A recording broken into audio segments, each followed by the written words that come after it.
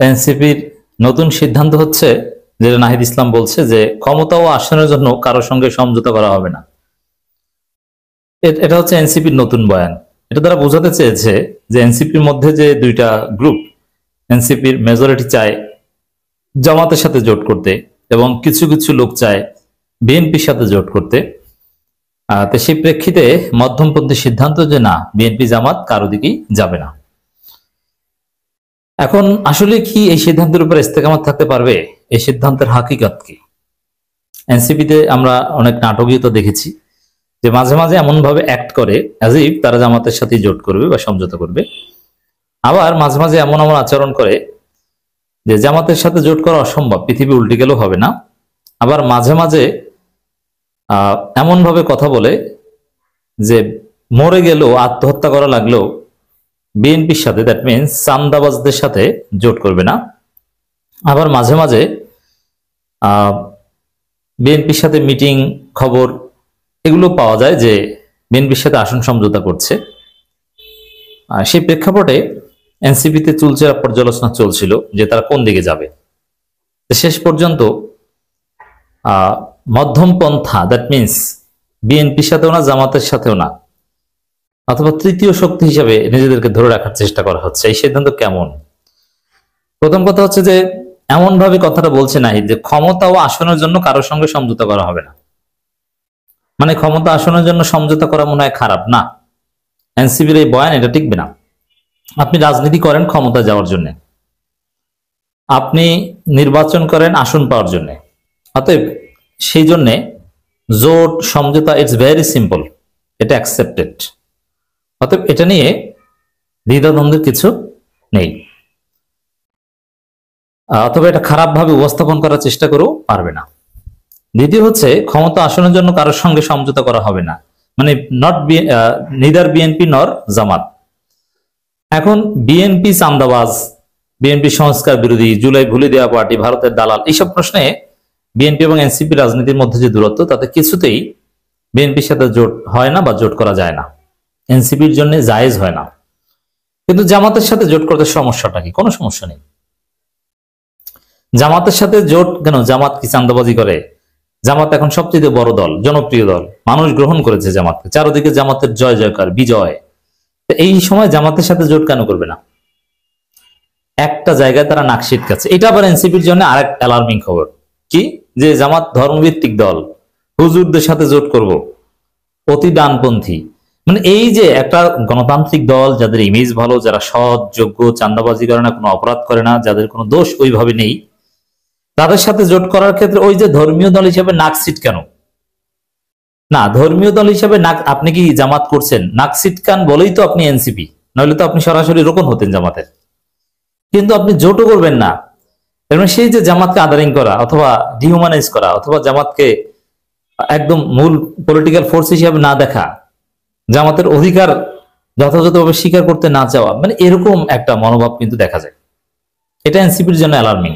NCP যদি liberal Democratic politics করতে চায়, উদার হতে চায়, গণতন্ত্রপন্থী মধ্যম পন্থা প্র্যাকটিস করতে চায়, সেখানে ক্ষমতা যাওয়ার চেষ্টা করতে হবে, প্রয়োজনে জোট করতে হবে। অ্যাট দি সেম টাইম এই যে সংকীর্ণতা, ভারতের যে প্রেসক্রিপশন যে হুজুরদের সবসময় নাক সিটকাবা, এটা থাকার কথা না। এটা থাকলে তারা কখনোই ওই বিএনপি আওয়ামী লীগের ঊর্ধ্বে উঠতে পারবে না, বরং বিএনপির মতো হতে পারবে না। কেন? বিএনপি তো নাক সিটকাইতো না। বিএনপি তো এখন না আওয়ামী লীগ হয়ে উঠেছে, আওয়ামী লীগের শূন্যস্থানে ভারতের মনোরঞ্জন করতে যে।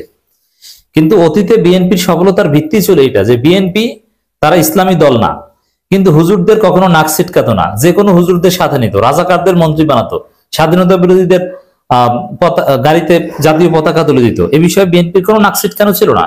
জিয়াউর রহমান তার পাশে বসিয়েছেন, সবচেয়ে গুরুত্বপূর্ণ পদগুলো দিতেন বেছে বেছে রাজাকারদের।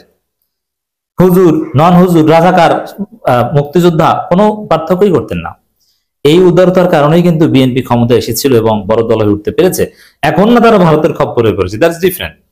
মানে এনসিপি যদি সফল হতে চায়, তাহলে এনসিপি কে ওই বিএনপি যেরকম অতীতে উদার ছিল, যে হুজুরদের নাক ছিটকানো যাবে না, কিন্তু তারা তাদের রাজনীতি করবে, উদার রাজনীতি করবে, এবং প্রয়োজনে হুজুরদের সাথে জোট করবে, তাদেরকে কাছে টানবে। এরকম করতে পারলে এনসিপি সফল হবে। জামাত প্রশ্নে যেভাবে নাক ছিটকাচ্ছে, এতে এনসিপি সফল হবে না। অতএব বিএনপির সাথে জোট না করার সিদ্ধান্ত শতভাগ যৌক্তিক, কিন্তু জামাতের সাথে জোট করবে না ওই নাকসিটকের প্রশ্নে এই সিদ্ধান্তের উপর অটল থাকলে এনসিপি এবারে নির্বাচনে, আমি চ্যালেঞ্জ দিয়ে বলছি, এবারে নির্বাচনে একটা আসনও পাবে না। একজন এনসিপি নেতাকে আপনি দেখাতে পারবেন না, ওয়েদার ইজ মাহফুজ আর আসিফ এক্স টু অ্যাডভাইজার্স, তখন হয়তো বা এক্স অ্যাডভাইজার্স হয়ে তারা নির্বাচন করবেন যদি তারা আসেন, অথবা হাসনাত কিংবা শারজিস আর এনি আদার্স, কেউ পারবে না।